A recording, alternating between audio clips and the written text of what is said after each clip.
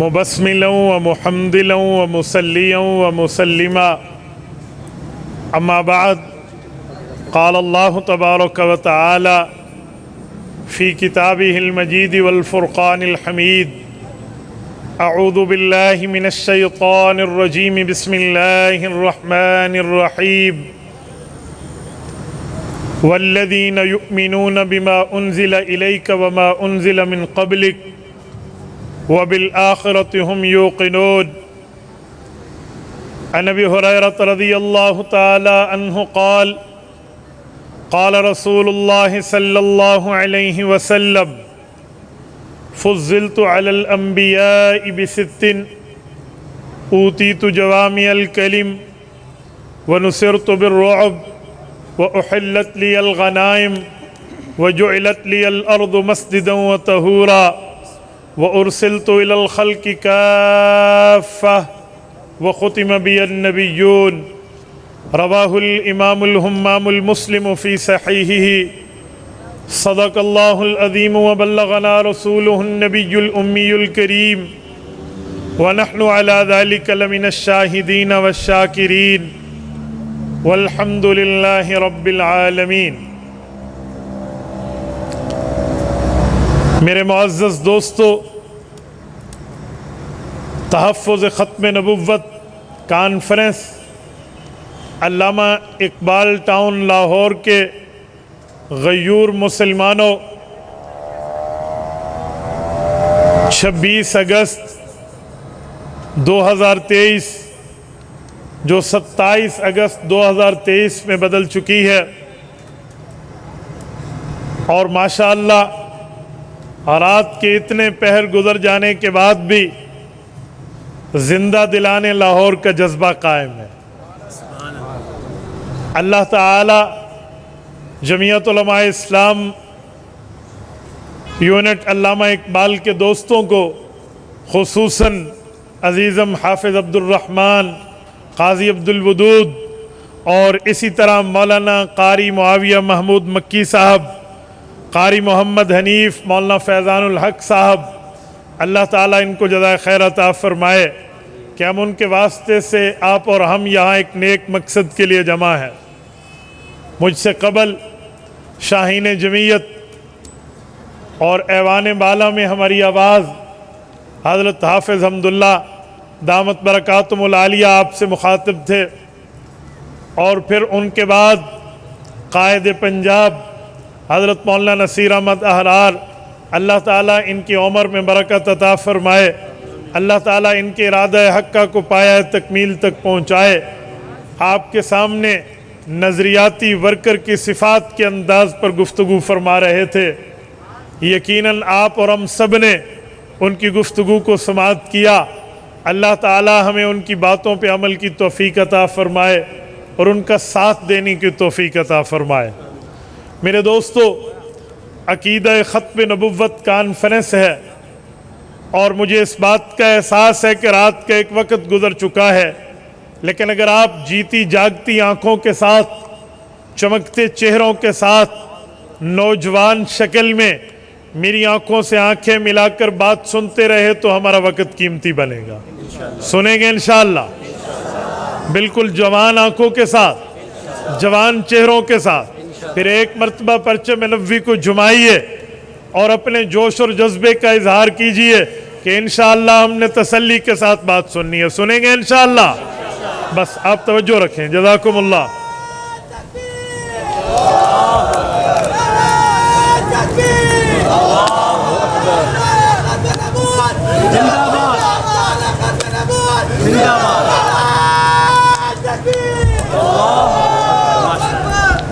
جزاکم اللہ۔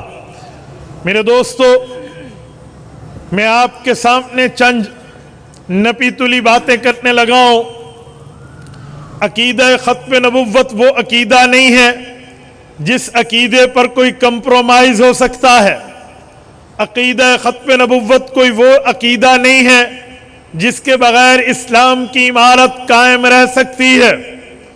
دیکھیں، جسم میں کئی اعضاء ہیں، ہاتھ بھی ایک عضو ہے، آنکھ بھی ایک عضو ہے، کان، ناک، زبان، پاؤں بھی ایک عضو ہیں، لیکن اگر ان اعضاء میں انسانیت محرومی کی زندگی گزارے تو بندہ زندہ رہ سکتا ہے، لیکن دل و دماغ ایسی چیزیں ہیں اگر ان میں کسی ایک چھوٹی سی جگہ کو متاثر کر دیا جائے تو انسان کی زندگی کے اوپر بالکل وہ موت کے سائے امنڈلانے آ پڑتے ہیں۔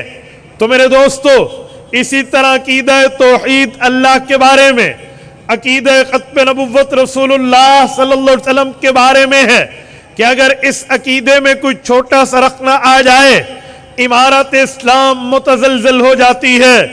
میرے دوستو، یہ بات ذہن میں رکھنا کہ ہم عقیدہ ختم نبوت کا تحفظ قادیانیت کے مقابلے میں نہیں کرتے، ہم عقیدہ ختم نبوت کا تحفظ مرزا قادیانیت کی صرف نفرت میں نہیں کرتے، ہم عقیدہ ختم نبوت کا تحفظ قادیانی اور مرزائیوں کے بغض میں نہیں کرتے، بلکہ قادیانی تو کل کے لوگ ہیں، 100-150 سالہ ان کی تاریخ ہے، اور ہمارا اسلام، ہمارا مذہب، ہمارا دین، قرآن، شریعت محمدی صلی اللہ علیہ وسلم تو 1400 سال سے قائم اور دائم ہے۔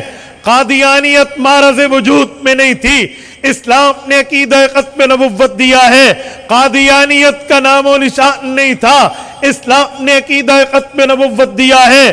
ہم عقیدہ ختم نبوت اللہ کے فرمان اور نبی کے فرمان کے طور پہ مانتے ہیں۔ جب ہم یہ بات تسلیم کر لیں گے تو پھر ہمارے سامنے ایک بات آ جائے گی کہ بھائی ہم ایمان عقیدہ کے طور پہ اس عقیدے کو پڑھتے، سنتے، پڑھاتے اور بتاتے نظر آئیں گے۔ میرے دوستو، عقیدہ ختم نبوت کے تحفظ پہ ملک پاکستان میں قربانیاں موجود ہیں، ملک پاکستان سے پہلے بھی اس عقیدے کے اوپر قربانیاں موجود ہیں۔ ہر وہ قوم کا نوجوان سکسیسفل نوجوان ہوتا ہے، کامیاب نوجوان ہوتا ہے جو اپنی قوم کی ہسٹری، اپنی قوم کا ماضی، اپنی قوم کی تاریخ کو یاد رکھتا ہے۔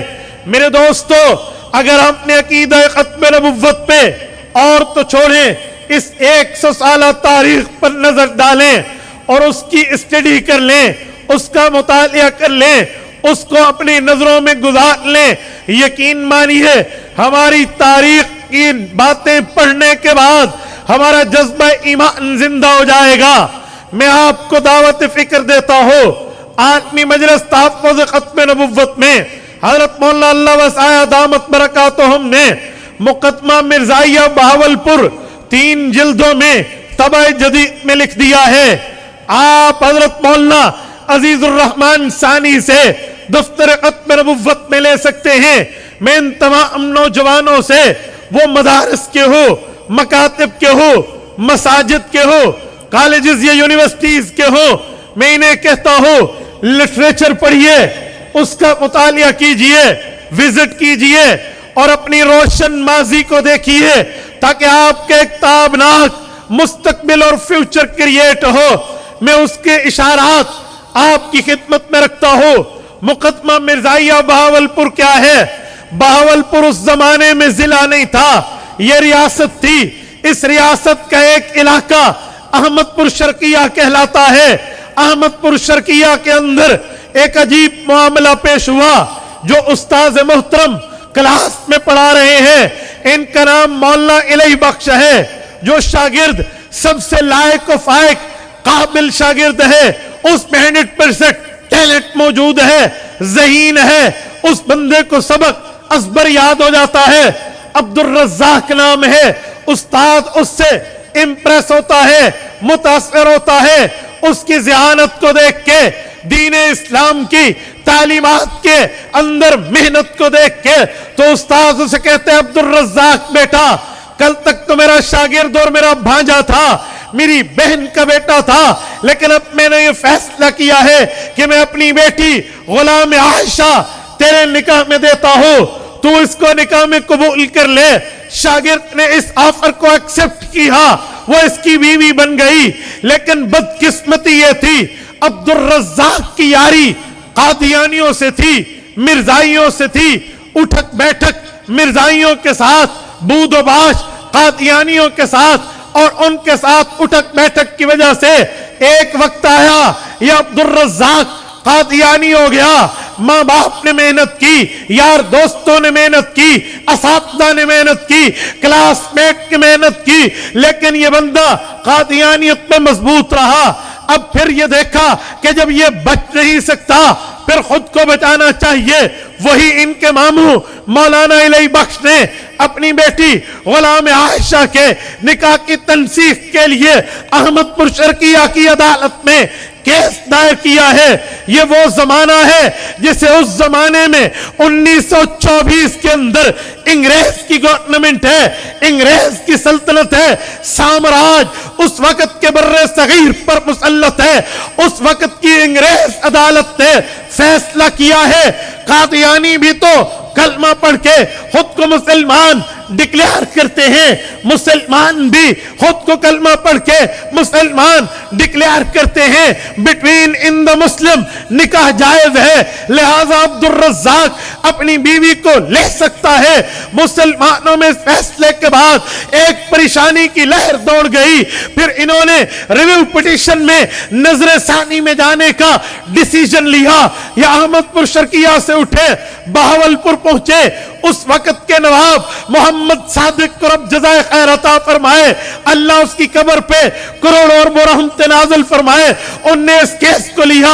اس وقت راس کماری کی چوٹیوں سے لے کر چترال کے فلک بوس چوٹیوں تک بر صغیر کے علماء کو اسلام کے نام پہ, دین کے نام پہ, شریعت کے نام پہ, ختم نبوت کے نام پہ اجاگر یہ مسئلہ کرنے کے لیے ان کے تک معلومات پہنچائی گئی.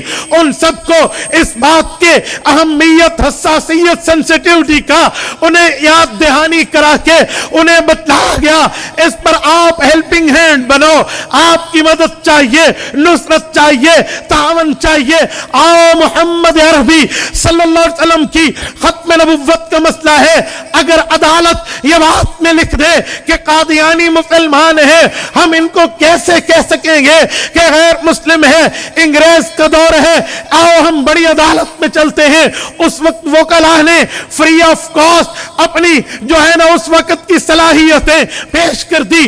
علماء آئے بلا تفریق مسلک, دیوبندی, بریلوی, اہل حدیث تمام جمع ہوئے اور اس وقت بحث ہوئی. جب عدالت میں یہ کیس آیا مرزائی متحرک ہوئے, گرداسپور کی سٹی قادیان تک مرزائیت متحرک ہو گئی. انہوں نے اس پر بڑے بڑے گرو گھنٹال ایڈوکیٹ, اس وقت کے لائر, اس وقت کے وکلاء کو ہائر کیا اور عدالت میں ٹھہرا دیا. مسلمانوں نے بھی اپنی طاقت, قوت, ہمت, سکت محمد الرسول اللہ کے تاج ختم نبوت کے تحفظ کے لیے وقف کر کے عدالت میں ٹھہر گئے. جب قادیانی وکلاء نے وہاں پر پسپائی دیکھی, قادیانیوں کو کہا اپنا مناظر دو, مولوی دو, تگڑا عالم دو جو قادیانیت کو ڈیفینڈ کر سکے, قرآن کی نظر میں قادیانیت کو ڈیفینڈ کر سکے, حدیث کی نظر میں قادیانیت کا دفاع کر سکے. اس وقت کی فقہ اسلام کی روشنی میں تو اس وقت بدنام زمانہ قادیانی مناظر اللہ دیتا کی خدمات لی گئی. وہ عدالت میں آیا, وہاں بحث کرنے کے لیے تاریخ اعلان ہو چکی تھی. محمد صادق رحمت اللہ علیہ اس وقت پریشان تھے. امیر شریعت سید عطا اللہ شاہ بخاری کے واسطے سے انڈیا میں موجود, اس وقت کے ہندوستان کے ڈابیل کی سرزمین پر موجود سید زادہ محدث العصر خاتم المحدثین علامہ سید انور کشمیری رحمہ اللہ کو عرض کیا گیا, حضرات اس وقت اللہ دیتا کا آپ نے مقابلہ کیا تھا جب اللہ دیتا کا توتی بولتا تھا, لیکن آج دین پہ وقت آیا, ختم نبوت پہ وقت آیا, وہاں اللہ دیتا عدالت میں آئے گا.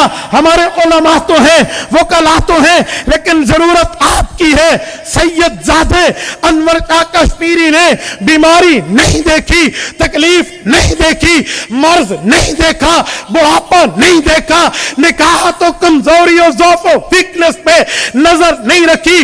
वहां से सफर शुरू किया, बहावलपुर की अदालत में पहुंचे।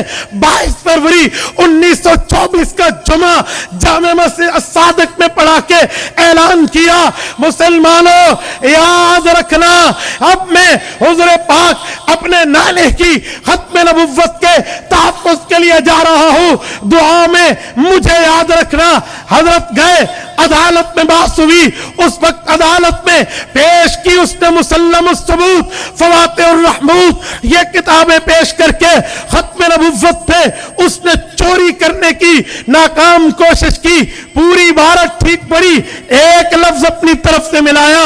अल्लामा के पास किताब नहीं थी, रसूलुल्लाह के चौकीदार बनके, हुज़ूर पाक का पहरेदार बनके, नबी पाक सल्लल्लाहु अलैहि वसल्लम का जाती मुहाफिज पर्सनल गार्ड बनके कटहरे में अल्लामा अनवर शाह ठहरे थे।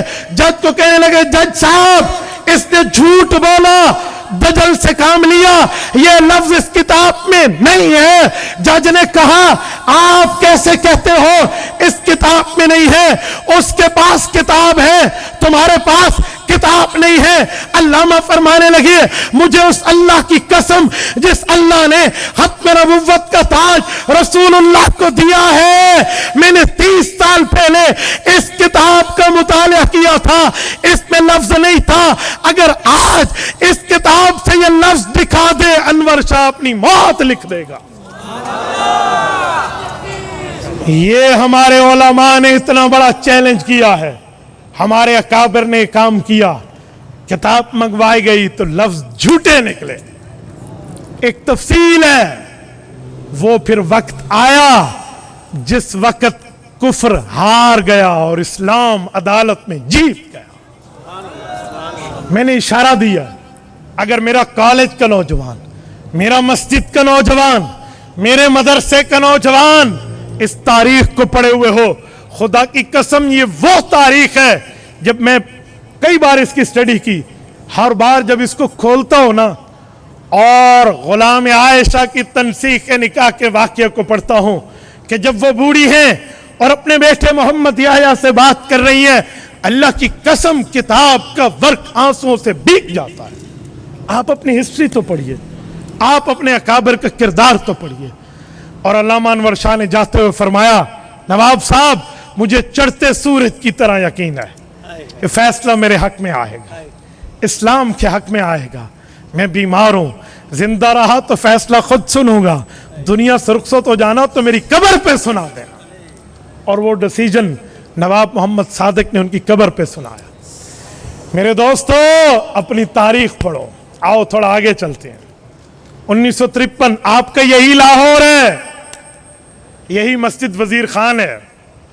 10,000 माओं के फर्जंदों ने अपनी गर्दन में खून की कुर्बानी पेश की। ये जो 1953 की तारीख चली, उलमा ने लिखा 10 लाख बंदा घर से बेघर हुआ, 1 लाख जख्मी हुआ, 10,000 शहीद हुआ।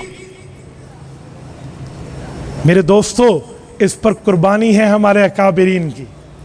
आगे आइए, 1974 में जब कानून बना तो ये कानून पे आज जो हम बड़े शुक्र से सर बुलंद करके कहते हैं कि हमारे पास खत्म नबुव्वत का ला मौजूद है, ये कैसे बना है? आओ मैं एक जुमला कहता हूं। 1924 में मुकदमा चला, 1935 में हल हुआ। उस वक्त तो कानून नहीं बना। 1953 में अताउल्लाह शाह बुखारी रहमहुल्लाह के हुक्म पर तहरीक चली, लाखों बंदे जख्मी और मुतासर हुए, कोई कानून नहीं बना। यहां 10,000 नौजवानों का खून नालियों में पानी की तरह बह गया, असम्बली में कानून नहीं बना। 74 में तो एक बंदा भी शहीद नहीं हुआ, कानून कैसे बना? पाकिस्तान की असम्बली ने कानून पास कैसे किया? भाइयों, उसकी एक ही वजह है। पहले 2 तहरीकों में मुसलमानों के पास ईमानी ताकत वाफिर मिकदार में थी, मदरसे की ताकत वाफिर मिकदार में थी, खानका की ताकत वाफिर मिकदार में थी।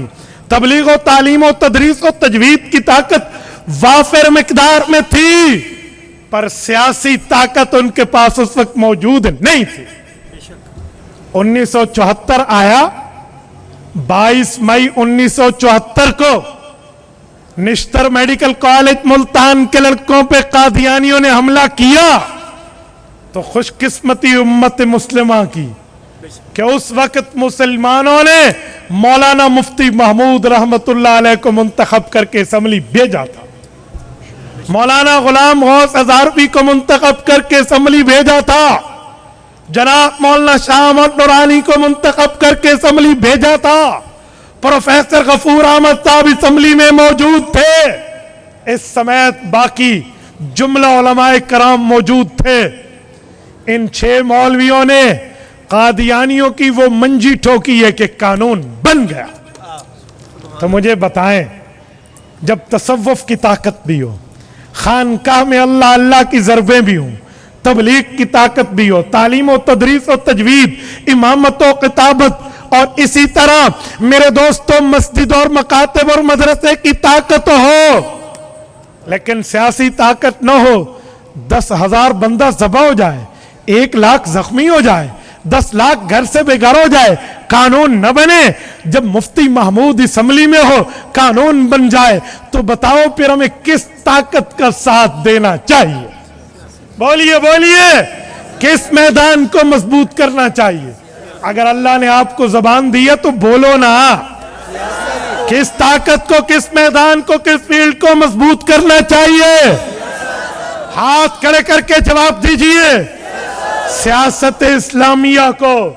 تو پھر لاہور کے غیوروں، میں تمہیں کہہ رہا ہوں، پھر سیاسی طاقت میں جمعیت علماء اسلام کے بازو بنیے۔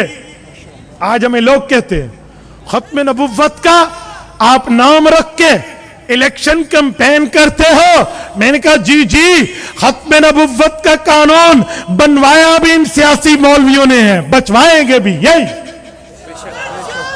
اور دوستوں میں ایک جملہ کہتا ہوں، ابھی حافظ صاحب سنا رہے تھے، حافظ عبداللہ صاحب، آپ نے سنا کہ جو قانون ختم نبوت کا، یہ جو صدارتی آرڈیننس 1984 والا ختم نبوت کے اس قانون پہ انگلیاں صاف کرنے کی کوشش ہو رہی تھی، تو جمعیت علماء اسلام اس کے راستے میں صدے سکندری بنے۔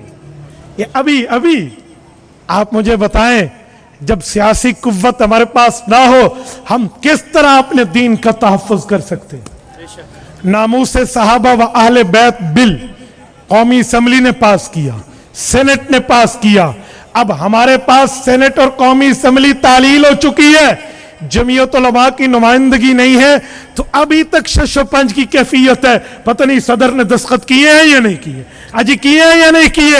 اور میرے نوجوان، یہ جمعیت کی قیادت بیٹھی ہوتی، پھر میں پوچھتا کہ شش و پنج کی کیفیت کہتے کسے؟ یہ اب بتاؤ، اب بھی ہم فیصلہ نہیں کر سکتے کہ پتہ نہیں یہ جو پی ٹی آئی کی باقیات ایوان صدر میں موجود ہے، یہ منحوس زدہ باقیات اس پہ اوپر کیا ڈیسیجن لیتی ہے، ہمیں ابھی تک شش و پنج کی کیفیت ہے۔ کیوں؟ اس پہ جمعیت موجود نہیں ہے تو کلیئرٹی نہیں ہے۔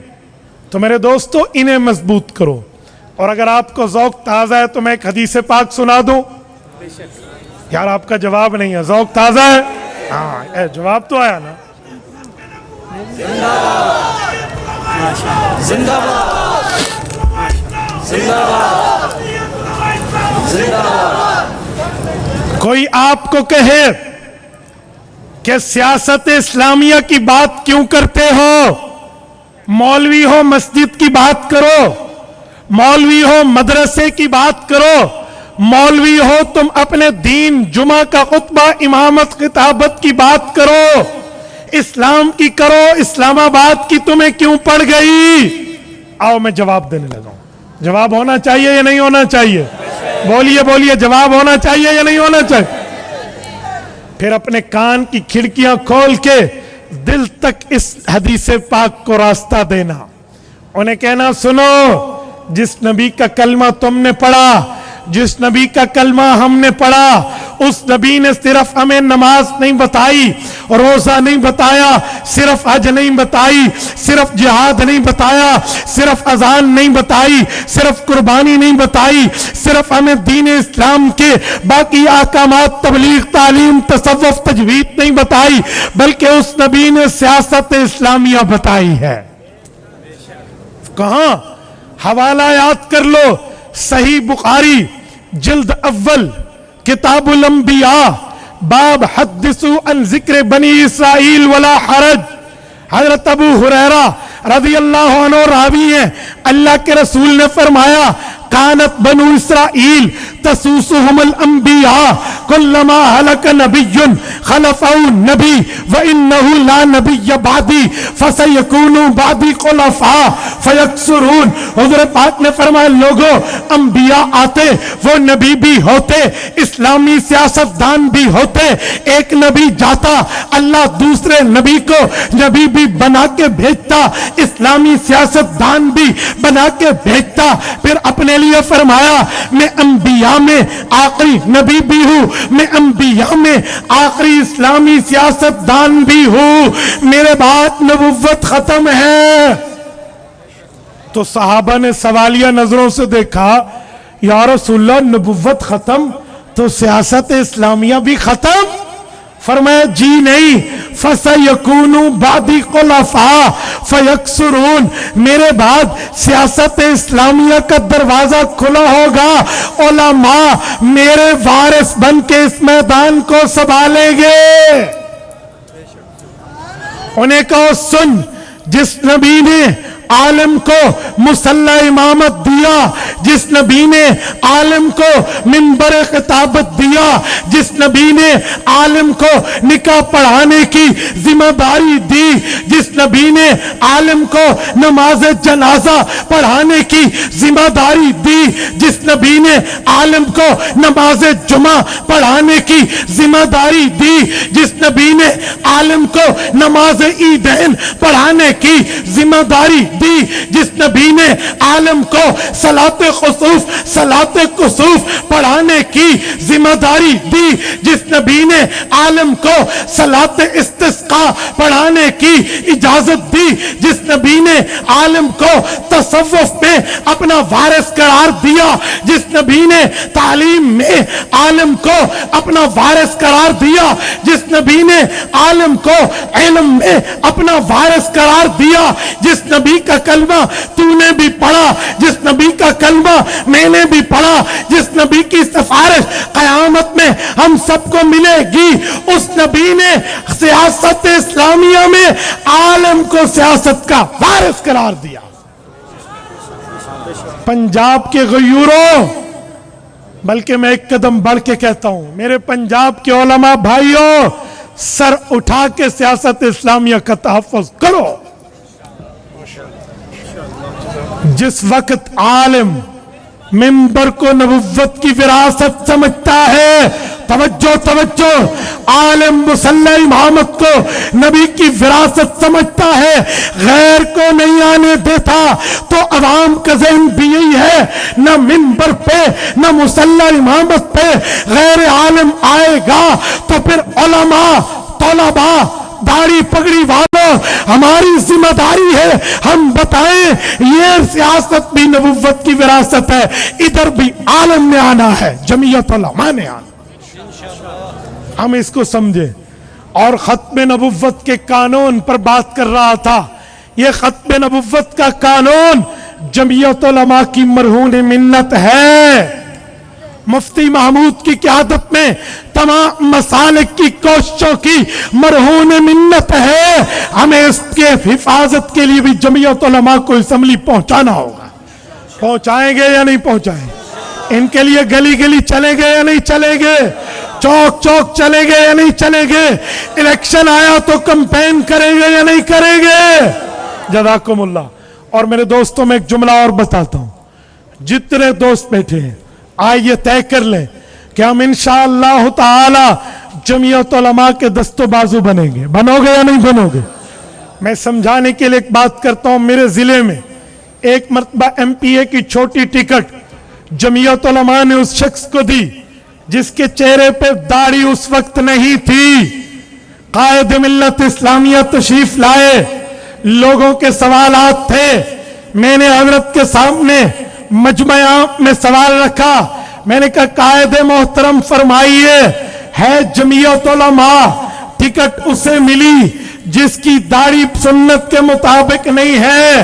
हजरत ने एक जुमला फरमाया, उनके लफ्ज होंगे, अपने जदीद अल्फाज में पेश करता हूं।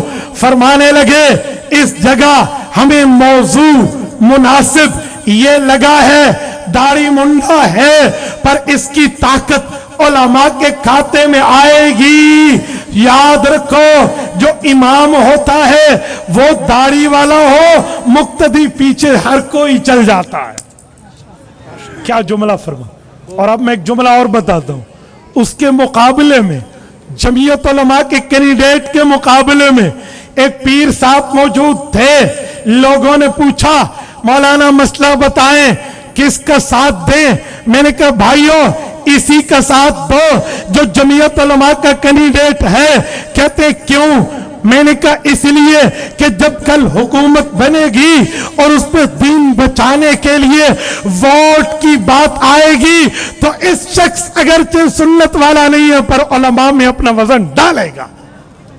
भाई ये तो देखो, हम ये नहीं देखते। सुनो, मैं एक जुमला कहता हूं। उस दिन एक बंदे ने मुझे कहा, मैंने तुम्हारे मौलवी को वुजू करते देखा है, उसके पांव को एक तालिब इल्म अपने रुमाल से खुश्क कर रहा था। इतने मुतकब्बिर तुम्हारे मौलवी हैं। मैंने कहा भाई चलो, तालिब इल्म तो अपनी खुशी में उसके पांव को खुश्क कर रहा था, क्योंकि अकाबिरीन के पांव को छूना, इसके लिए अल्लामा की बात करने वालों, इमाम बुखारी से सबक लो। इमाम बुखारी मौजूद है, इमाम मुस्लिम आए, फरमाने लगे दानी उकब्बिल रिजलैक, मुझे इजाजत दे मैं आपके पांव साफ करूं। मैंने कहा ये तो बड़ों के लिए, हम छोटों के लिए एजाज होगा, लेकिन कहता हूं मौली साहब, तुझे मेरे मौलवी के वुजू तो याद आया, पर तू तो उसके साथ है जो वुजू तो छोड़ो नमाज भी नहीं पढ़ता। तू तो उसके साथ ठहरा है। तू अपना किरदार तो देख। और मेरे मौलवी के वुजू में तकब्बुर तुझे नजर आया, वो तो वुजू तो छोड़ो नमाज भी नहीं पढ़ता, वो तुझे एक मामला सामने नहीं है। तो मेरे दोस्तों, मैं आपको कहता हूं, आप दाढ़ी टोपी पगड़ी वालों को कहता हूं, खुदा के लिए एक हो जाओ, खुदा के लिए जमीयत उलमा के इस परचम को उठा के चलो और आले बातिल को, आले कुफर को, लिबरल को और जमीयत के तमाम मुखालिफिन को यह पैगाम दे दो कि खुदा की जमीन पे हम खुदा का निजाम नाफिज करेंगे। चलोगे या नहीं चलोगे? आज लोग कहते हैं मौलाना की क्या ताकत है। मैंने कहा उसकी ताकत देखनी हो तो एक जमात के 11 टुकड़े और 11 जमातों को एक करना, ये मौलाना की बाएं हाथ का खेल है। यार हमें कहते हो क्या चीज है? और खुदा के बंदे, निगरान वजीर आला हल्फ उठाता है, पहले इसके दर पे हाजिरी दे के बताता है हम सियासतदानों का उस्ताद है। तभी तो मौलाना ने फरमाया था हमारे बगैर हुकूमतें बन सकती हैं पर चल नहीं सकती। मेरे दोस्तों याद रखो, इस फिरौन को जिसके लिए एक पेज का राख अलापा गया, जिसके पीछे दुनिया कुफर, दुनिया यहूद की लाखों अरबों डॉलर की इन्वेस्टमेंट थी, इस मर्द दुर्वेश ने उलट के रख दी। ये आपका तामुन चाहिए, आपका साथ चाहिए। ये न देखना कि मेरा वजन आधा किलो है। भाई 1 किलो है, आधा किलो है, 1 मन है, वो आहले हक के पलड़े में होना चाहिए। ये ना देखना, ये देखना कि मेरा वजन कहां पड़ रहा है। आपके पास सोशल मीडिया की ताकत है, इसको बुरुए कार लाइए। जबान की ताकत है, इसको बुरुए कार लाइए। कलम की ताकत है, इसको बुरुए कार लाइए। मोबाइल की ताकत है, इसको बुरुए कार लाइए।